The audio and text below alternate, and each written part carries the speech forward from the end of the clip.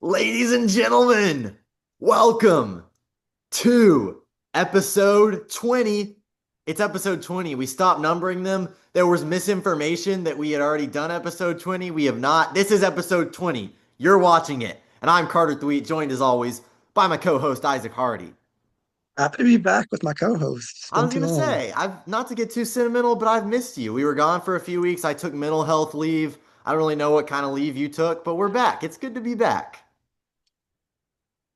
Okay, I thought you'd respond with some kind of Um, nice other comment. I did. I started that conversation. I Yeah, was the but one who just, said it's good kind to be of back. bounce back and forth, give some nice thing. It's whatever. I haven't talked to you since you got a job, by the way, Yeah, today was day two, so I haven't really done anything that interesting, at but Denver University. DU, I know. So I'm no longer playing my 9 a.m. 2K games.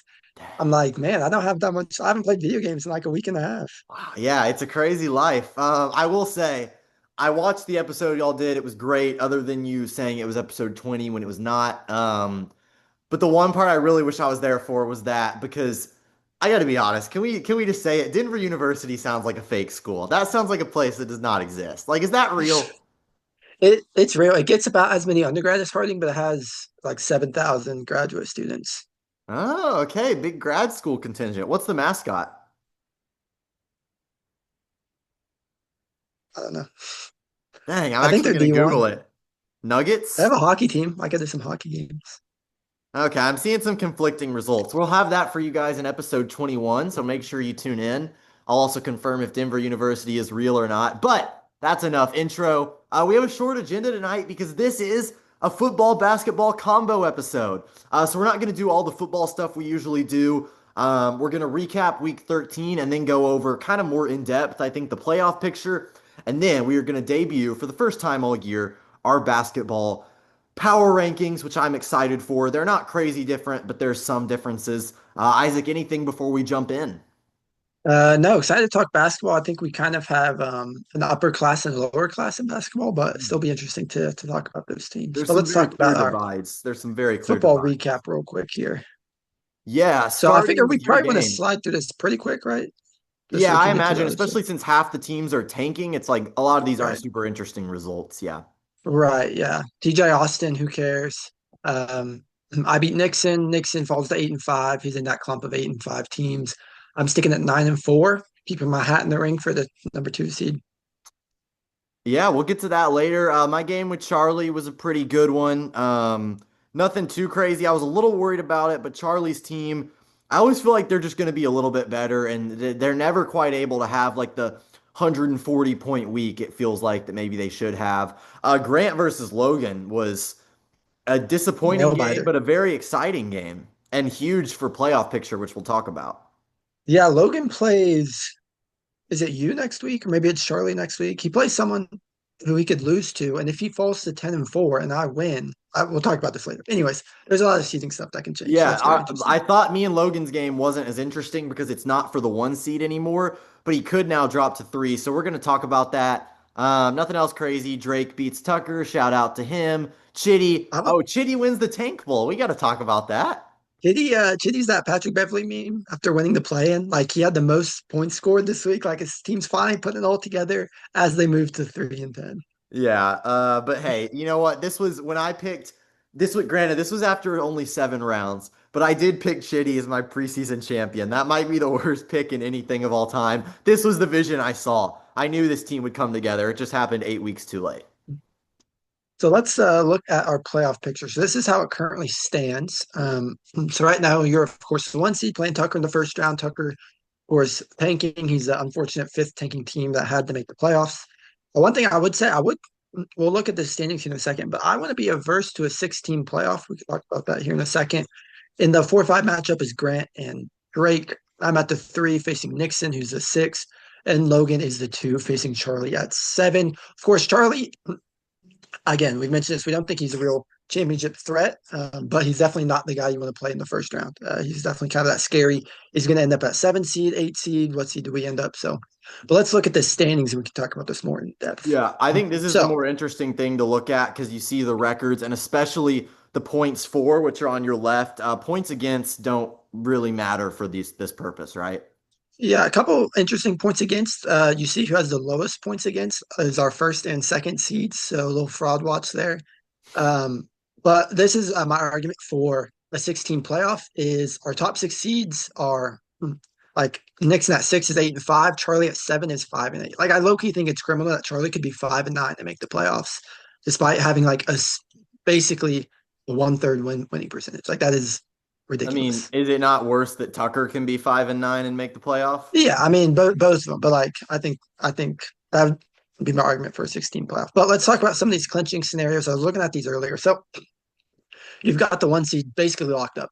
Logan would have to beat you by 238 points this week, which seems unlikely. Um, then if Logan loses to you, I win. I have a higher PF, so I would hop him. I'd jump to that two seed. So that's interesting there. Grant is on. He's playing Charlie this week. If he loses, because his points for is so low, he could theoretically drop all the way down to the sixth seed, which is interesting right there. Drake Nixon, right there, kind of in that 8-5 mix. If one of them wins versus loses, that could go up around right there. And then the Charlie Tucker TJ situation is very interesting. So there is a theoretical world where TJ's team goes crazy. He wins, Charlie and Tucker lose, and he hops into the playoffs. It's also possible that Charlie and Tucker could swap places if Charlie loses this week and Tucker wins this week, and Tucker's playing Evans. So that's definitely a possibility with Charlie playing Grant. So it's possible Charlie could fall all the way down to the eight seed. So just a lot of interesting things, like we showed that bracket, but I think it's very likely that when we're doing this pod next week, our bracket is completely swapped. People moving up, people moving down, whole new matchups. So just very exciting week to pay attention to. Yeah, the absolute funniest outcome would be, and this is not going to happen for reasons I'll talk about, but starting from the bottom here, the funniest outcome would be if Charlie lost, which is very, very possible, seeing as he plays Grant, who is a very good team, and Tucker beats Evan. That's very possible. TJ wins. That would knock Charlie out of the playoffs. However, TJ plays Nixon. I think the odds that TJ wins that are next to nothing because he doesn't want to. But Tucker jumping is not improbable. And seeing as Tucker is gonna make the playoffs now, you wonder like, does he compete for that seven seed? If Tucker does, he's probably gonna get it because he's playing Evan. Charlie loses. And then that's what's interesting for me. You could just, there's no real order to do this. You could talk about anything. But I've locked up the one seed, right? I'm a win ahead of Logan. Even if he beats me, he's not making up 200 points. And so I was hype about that. I was like, oh, let's go. I get to play Tucker.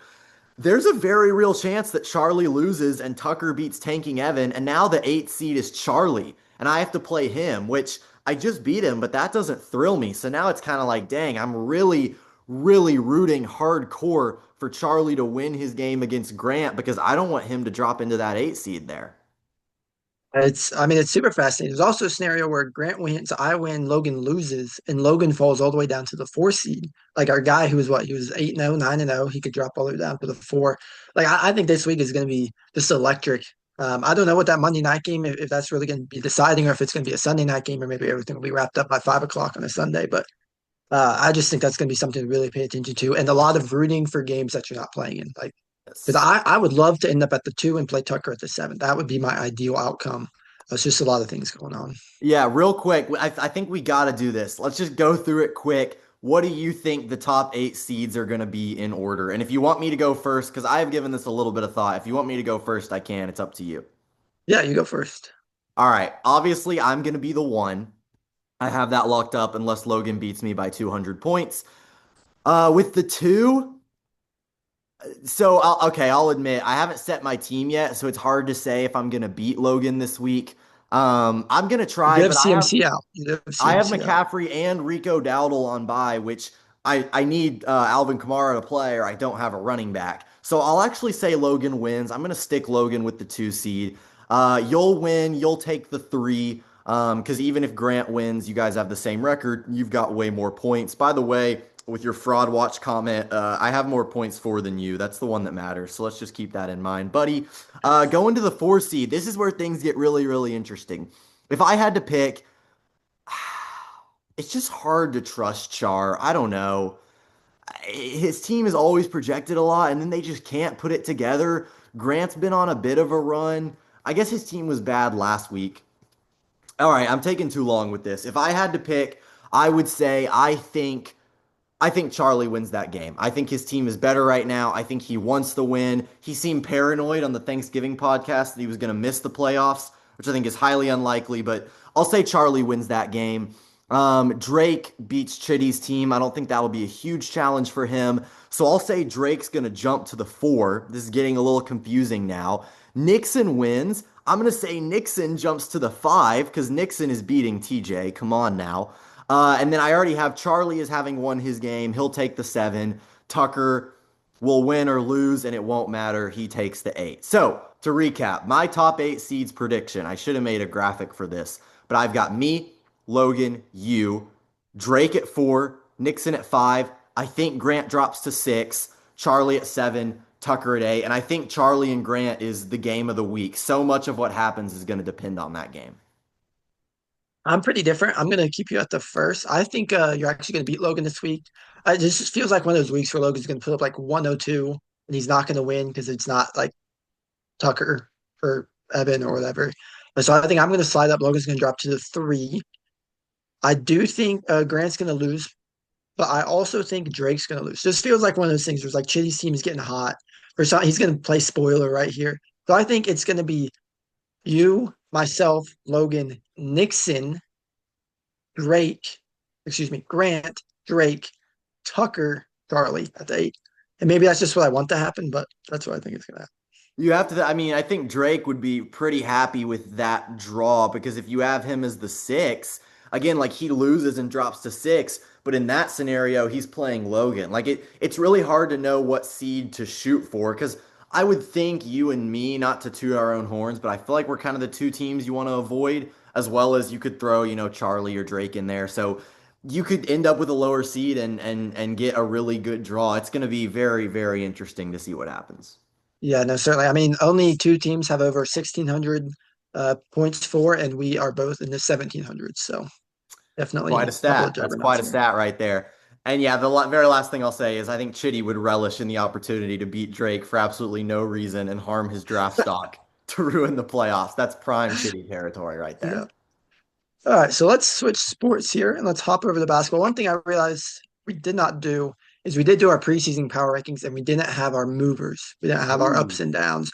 Although I think it's our top 6 is our top 6 for the most part, and then our bottom 6 is our bottom 6. So I was just kind of moving around in those segments. So I'm curious who you want to talk about first. Obviously, our top 3 are the same. We just have them in completely different orders. Yeah, I was actually gonna try and look back and see if I could find our old power rankings. I don't know if I can. So sorry, what did you just say? I wasn't listening at all. Just looking at our top 3, same Yes. guys, different order. Yeah, so I know you're gonna feel a little disrespected here. I have Austin, Tucker, Isaac. You have yourself at 1, followed by Austin, followed by Tucker. I guess I'll make the case here, and I'll admit I haven't been the most into basketball this year, so I'm not claiming these are the definitive rankings or anything like that. You'll see where I am in these rankings. It's not great. I haven't been locked in. But for me, Austin's 6-0. He beat you head to head. So early in the season, I feel like that has to mean something. And if we're looking at the power rankings right now, from what I was looking at, and you can absolutely correct me on this because I'm not 100% confident, but it looks like Wimby's probably out for a few more weeks. Steph is out for like a week. Is that generally right-ish, give or take? So looking at the team, like Austin has some guys out as well, but I got to respect the 6-0 record. I got to respect the head-to-head result. If you were at full strength, you'd probably take that number 1 spot. But I've actually got Tucker over you as well. And you guys are playing this week. You're both 5-1. When you played Austin, you lost by like 40. When Tucker played him, it was literally decided by a half a point. And I'm basically just basing this off the fact I think Tucker is going to beat you this week. His squad looks better right now. We compare him to the Lakers fan edits, and I think this team is really, really tough. So Austin's ahead of you because he beat you and he's 6-0, and Tucker's ahead of you because I think with injuries to your most important player and then another one of your most important players, I just think Tucker's the better team right now. We'll see how that game goes this week. Yeah, I'll make my argument for myself. I have the highest points for by 80 points or 70 points, and more than over 100 higher than the second or the third most, I guess. And like you mentioned, I've had Wemby out for like 3 weeks now. Steph has been missing time. LaMelo missed time. Like I'm still knocking out wins. Like I beat Logan. I'm his only loss.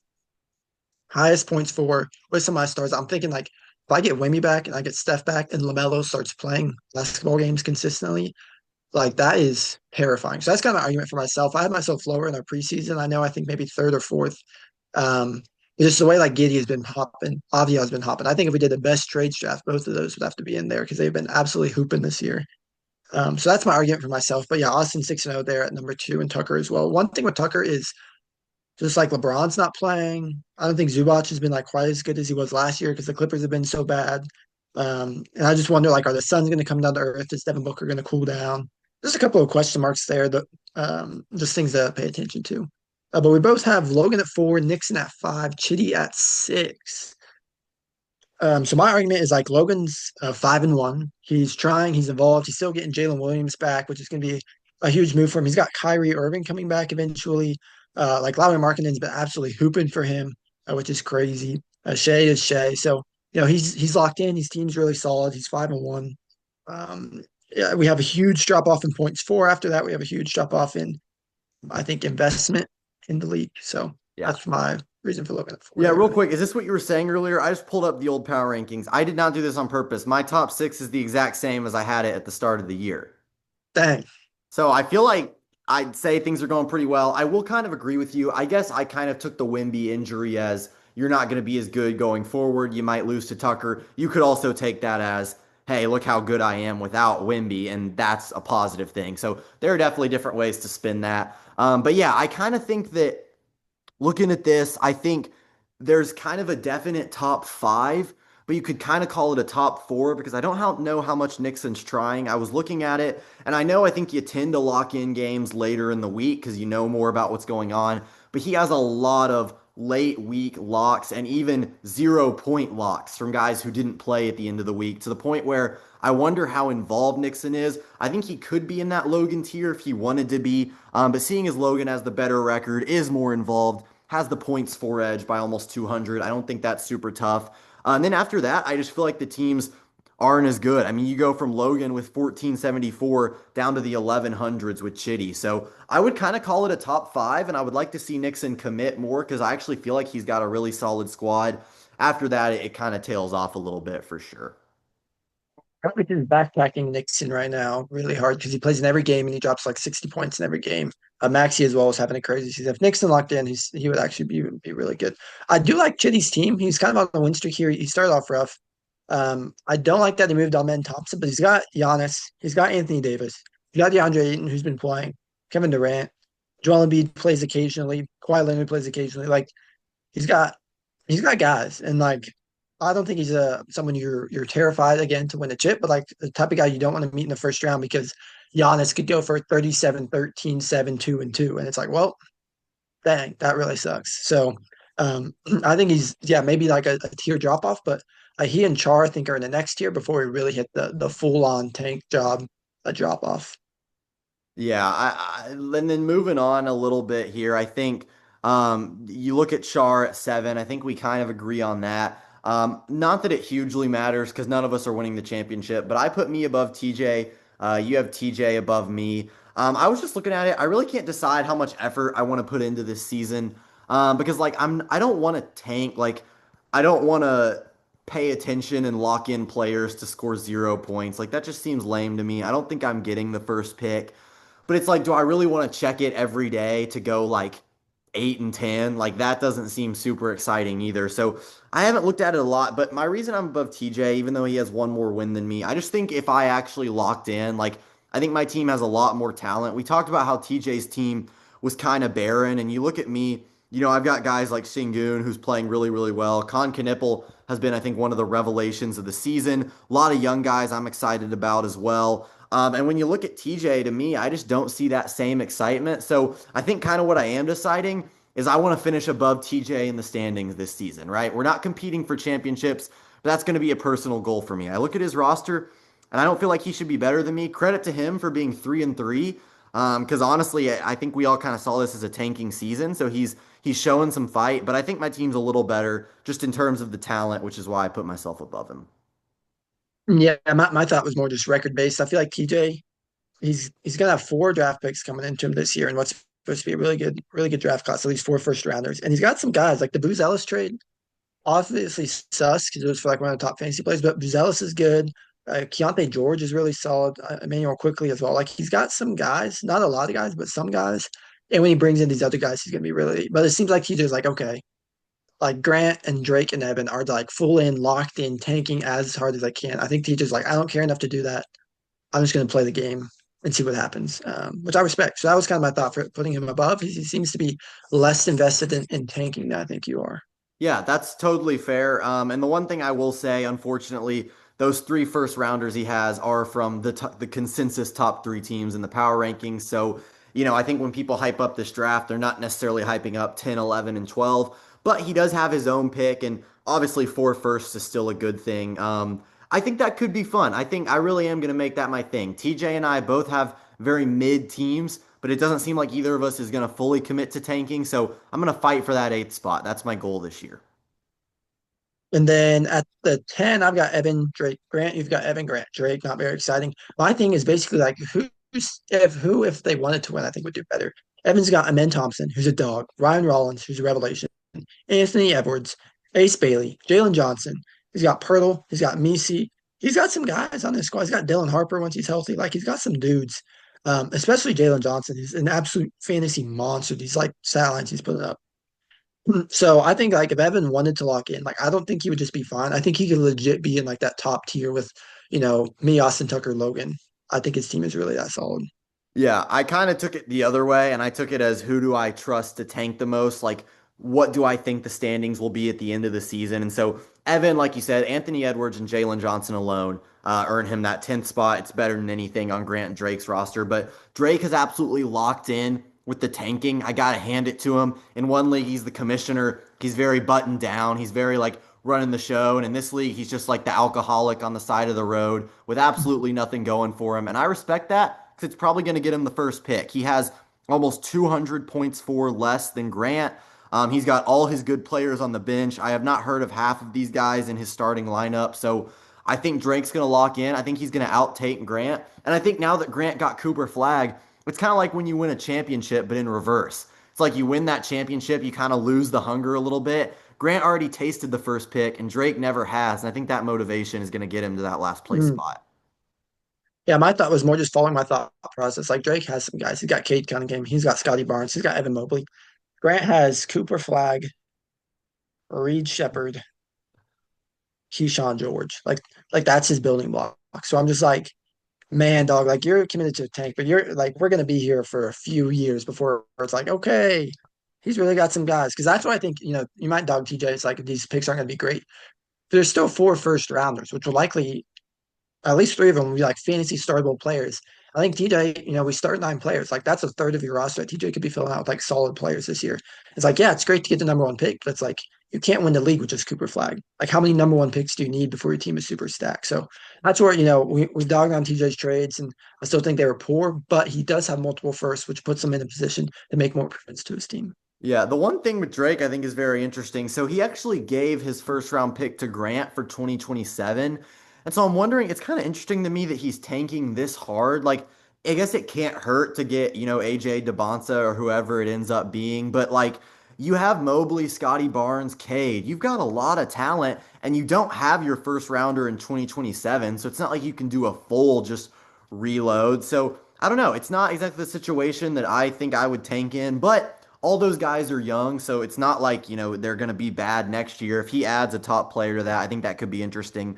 I agree with you. I think Grant has the worst roster in the league. I just really trust Drake to out-tank him. I think Talon Peter has to be the worst player to ever start and lock in a performance. I'm a Pacers fan. This guy is a two-way player. He spent most of the year in the G League, and his high in points this year is 11, and that's in like 20 games. And the majority, Grant just locked in half a point. So it's just an embarrassing situation over there in Team Fantastic Four. But I think Drake's going to out tank him, and I'm sticking to that. Yeah, one thing I think is interesting, and obviously I think I'd say we're all more invested in the football league, even some of our losing teams. I just think fantasy football is more conducive to fantasy, and we've got money on that league and all these things. But um, there seems to be a lot more aggressive tanking in our basketball league.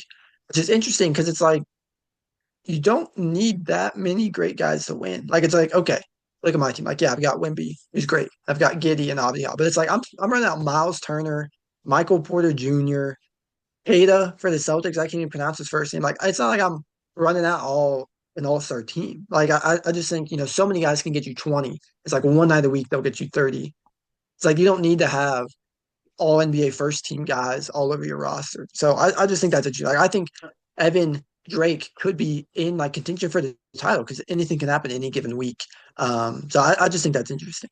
Yeah, again, the Drake thing just fascinates me. I mean, you talk Cade Cunningham, Scotty Barnes, Evan Mobley, Trey Murphy, Tamani Kamara. Like that's not a bad fantasy team at all. So I think that's really, really interesting. And yeah, it is weird. Like over the past 2 weeks, we've seen crazy tanking in football, but all season we didn't really see it except for maybe one or two teams. I don't think anyone was tanking really from the start. And in basketball, it's just the polar opposite, which part of that could be that we're a season in and we kind of know what's going on more, but there is some yeah, I mean the Drake thing is just ridiculous. Like that's a good team, and he's just choosing to get the first pick, and he very well might.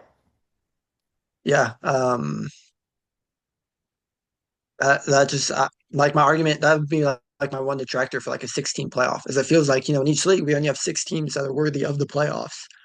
But the flip side of that is, are you then incentivizing taking tanking? Or like more teams be like, well, I'm not even going to get in the playoffs. Like, should I even try? But it's also like, are we really going to have 5 and 9 teams in our playoffs in football? Like that also seems bad. So it's just kind of a tough line to walk. Where it's like, I think it would be unfair. Like if you lost to Charlie first round, where it's like, really, he won 5 games, he's gonna like knock you out yet? Like that seems unfair. But at the same time, it's like, well, if it was a 16, would he have sold everybody? Would he have not traded for Puka? So it's just a tough line to walk. Yeah, real quick, I'll make that my last thing, my 16 playoff opinion. Can you go back to the standing slide? Whoa, we're going into past episodes. Okay, if I had to pick, I would say yes to 16 playoff. I see your arguments, but just looking at it here, there does seem to be kind of a clear line, and I also just think I think it would incentivize being good more and make seeding more interesting because I imagine if you had a 16 playoff, you would have two buys like the NFL used to do when they had 6 teams per conference. And right now, like I have the one seed, but depending on how this shakes out, that might not even be a good thing compared to the two. Like maybe I get Charlie instead of Tucker. Whereas if we had the 16 playoff, I think we'd really be fighting for the one and the two, and it'd be more interesting. Now, it kind of doesn't feel like there's any huge difference between one, two, and three. So that would be my Like argument for it. Yeah, just you if get you're in the the five and playoffs, like nine it doesn't teams even matter. out, and you kind of do stuff like that. I think it'd be a good idea. Yeah. And my one thought is like maybe you'd feel like, okay, like I have a better chance if I just make the playoffs because it's like, you know, like you play and he's your team in the first round. And like maybe it'd be like, okay, making the playoffs is more incentivizing because like we literally have like Tucker.